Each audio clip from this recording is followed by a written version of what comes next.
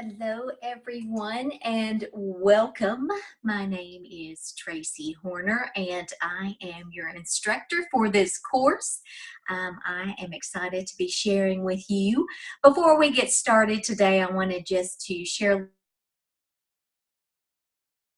in Greenville, Tennessee, and I actually went to the University of Tennessee in Knoxville and graduated from there in '95.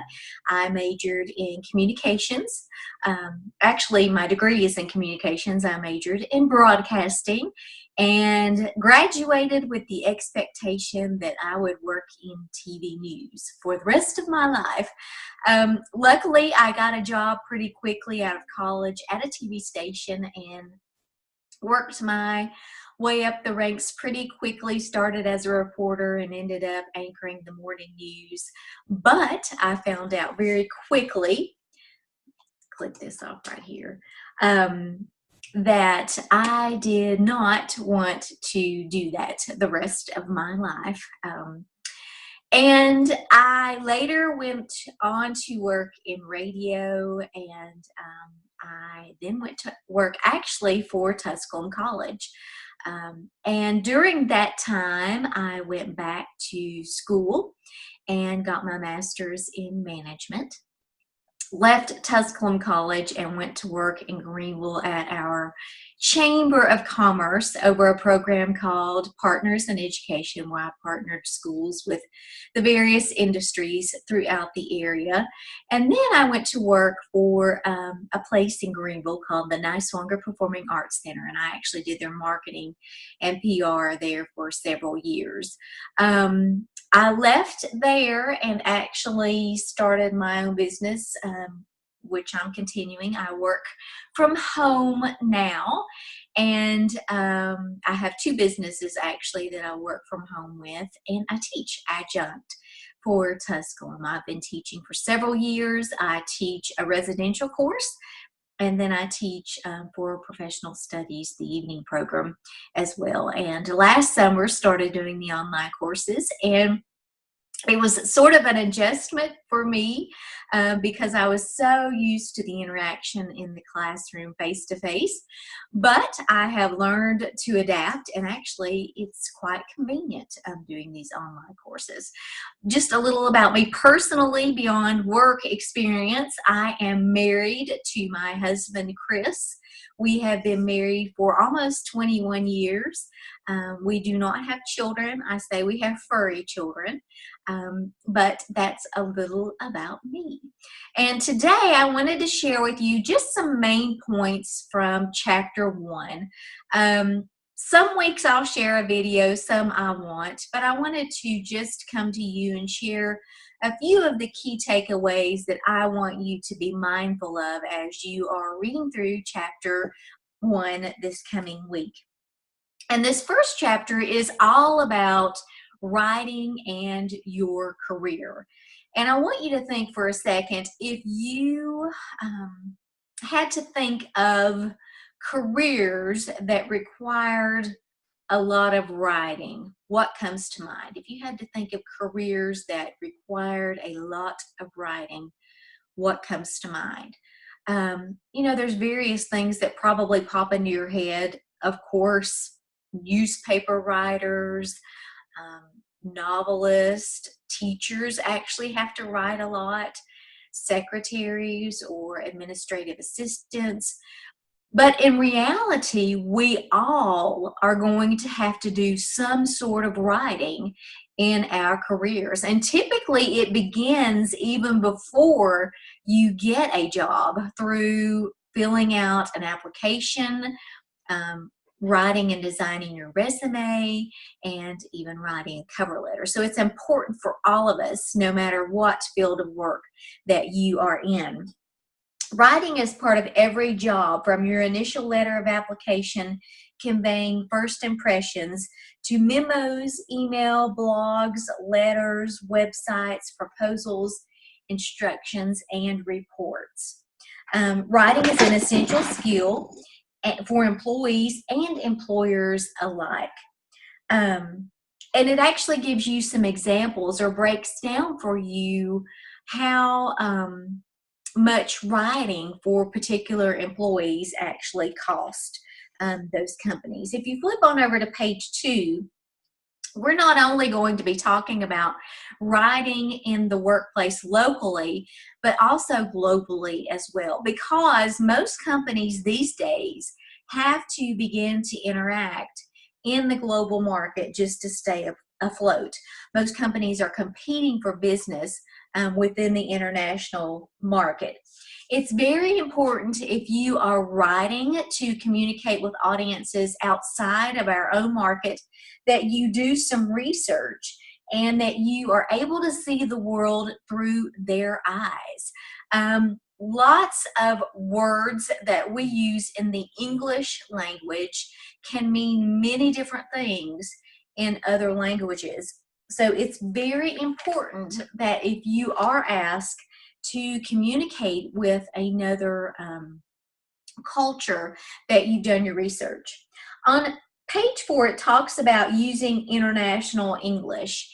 International English is the best way to communicate with readers who are non-native speaking readers. First of all, this text gives you a few guidelines. You want to use clear, easy to understand sentences and ones that aren't rambling or complex. You want to avoid jargon, choose clear, commonly used words, select visuals and icons that are free from cultural bias, and when in doubt, consult someone from the native speaker's country, a coworker or an instructor. I would encourage you to do that anyway. Anytime you are communicating with someone outside of your own language or culture, it would be wise to speak with someone and do your research through someone who is already in that culture or who's educated about that culture. In order to effectively write in the workplace, this chapter talks about 4 keys for doing that. First, who will read what I write, which is your audience. Number 2, why should they read what I write? That's your purpose. 3, what do I have to say to them? That's formulating your message. And 4, how can I best communicate? And that's where you select your style and your tone for your writing. Okay, let's look at number 1, identifying your audience. It's very important before you begin writing anything that you identify your audience. For example, you would write a letter completely differently if you were addressing a group of first graders versus if you were addressing a board of directors. So know your audience. On 6 and 7, it gives you a couple of examples of ads that were designed and how they had different audiences. If you look at the ad there on page 6, obviously the audience is fathers who smoke. You have a picture of a child there, and we're assuming that's probably his dad. Over on page 7, the audience is pregnant women. Specifically maybe pregnant ladies that smoke. So they have identified their audience and have created those ads based on the particular audience that they were trying to reach. When you are analyzing your audience, there are some questions you should ask. First and foremost, who is my audience? And what individuals will most likely be reading my work? Second, how many people make up my audience? Are you writing to one person or are you writing to 100 people? 3, how well does my audience understand English? 4, how much does my audience already know about my writing topic? Are they educated already on what you're going to be writing about, or do you need to do some educating as part of that process? 5, what is my audience's reason for reading my work? 6, what are my audience's expectations about my written work? 7, what is my audience's attitude toward me and my work? And number 8, and finally, what do I want my audience to do after reading my work? What is their call to action going to be? In this chapter on page 10, it gives you a great example of a case study that was done, and it compares how you would address different members of the same audience. And the example it gives you is a company that designs and produces heavy duty earth moving equipment, and how you would address different individuals within that company. For example, if you were writing to the owner or principal executive, in that writing, you would want to communicate things such as financial benefits, things that are going to make them money. They're going to be all about the bottom line. If you were writing to a production engineer, you would emphasize state-of-the-art transmissions, productivity, availability of parts, things that are going to be of interest to them. An operator, you would focus on information about how easy and safe it is to run. A maintenance worker, you would talk about details related to routine maintenance. Or a production supervisor, you would concentrate on the speed and efficiency that that particular machine has to offer. Let's look now at establishing your purpose. It's important when you are writing in a workplace setting to get to the point quickly. You're not writing a novel, you're writing to get things done. So it's very important to get to the point quickly. After you know who you are writing to and why, it's time to formulate your message and actually put it together. In your message, you're going to be having what's called scope, which refers to how much information you give readers. And then the details are those key points you think the readers need to know about in order to perform their jobs effectively. Some messages will be very brief, such as wet paint, do not touch, while other messages may be 20 to 30 pages long if it's something very detailed. The last thing we're going to look at is selecting your style and tone. This is very important because this can affect how the message is received. Style is how something is written. It involves the choices you make about the construction of your paragraphs, length and patterns of your sentences, and your choice of words. Tone in writing is very similar to the tone of our voice. In general, your tone can range from formal and impersonal to informal and conversational. Tone, like style, is signaled in part by the words you choose. For example, saying that someone is interested in details conveys a more positive tone than saying the person is a nitpicker. The word economical is more positive than stingy or cheap, and assertive sounds better than rude or aggressive. A good example that this text gives you is on pages 12 and 13 of how two different audiences are written to. For example, it talks about the description of heparin, which is a drug. And if you take time to read through these descriptions, it will be very obvious to you that the message on the top of 13, the bigger box, is obviously written for physicians and healthcare providers. They use very highly technical and a very technical language and a very impersonal tone. Compared to the bottom gray box, this is more geared towards patients reading, and they use a very non-technical, informal tone. Okay, let's go to 14 and talk about some of the characteristics of job-related writing. The first characteristic is providing practical information. As part of a job, a lot of times, especially if someone is new, you may be providing practical information such as step-by-step directions on how to perform a particular task. Number two, giving facts, not impressions. It's basically writing without the involvement of emotions. You're just basically stating the facts. The third characteristic of job-related writing is supplying visuals to clarify and condense information.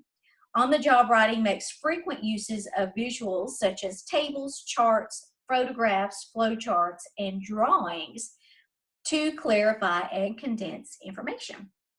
And they actually give you an example there on page 15 of a diagram that shows you how to sit properly at your computer. Number 4, give accurate measurements. This is specifically important if you are involved in a job where things are being designed or produced. The measurements have to be very accurate. 5, state responsibilities precisely. 6, and the sixth and final piece is persuading and offering recommendations. Persuasion means trying to convince your readers to accept your ideas, approve your recommendations, or order your products. So you'll see that characteristic most often in sales type positions. Let's flip on over to page 18 and talk a little more about writing ethically in the workplace. Writing ethically means choosing language that is right and fair, honest and just with your employer, coworkers, and customers. They actually give you some suggestions here on page 19. Number 1, supply honest and up-to-date info about yourself in your resume and job applications. This is very important. Sometimes it may be tempting to embellish your resume, but that's one of the worst things that you can do because you want to let that employer know up front what your qualifications are. You don't want to be hired for a position that you're not qualified for and then them find out after the fact. It's going to put you and them in a very bad spot. 2, respect coworkers, customers, and suppliers in a conduct that avoids things like bullying. Refuse to use language that makes false claims or tries to deceive readers. Avoid language that excludes others. Maintain accurate and current records at work. Lots of times this can be a legal issue. Comply with all local, state, and federal regulations. Adhere to your profession's code of standard of ethics. Follow your company's policies and procedures. Honor guarantees and warranties. Cooperate fairly and on a timely basis, and respect all copyright obligations and privileges. Okay, let's see here. The only other thing that I would suggest that you review in this chapter is over on page 24. This text gives you several examples of writing ethically in the workplace and some things to do and not to do. On 25, it talks about plagiarism. Obviously, we know about that just in the educational world. You don't use someone else's words and claim them as your own. You don't want to use selective misquoting where you leave out bits and pieces of information just to make something appear more flattering. You don't want to have an embellishment of numbers, manipulation of information or context. You don't want to use fictitious benefits to promote a product or service. You don't want to unfairly characterize hiring or firing conditions. You don't want it to manipulate international readers, and you don't want to misrepresent through distortion or slanted visuals. Okay, what I will be doing is under this video, there will be an assignment. Typically each week there will be a written assignment due. So I'm going to be posting what that is, and that will be due at the beginning of the next class. And I'll be posting the directions about that. Thanks so much for watching, and I hope you have a great day.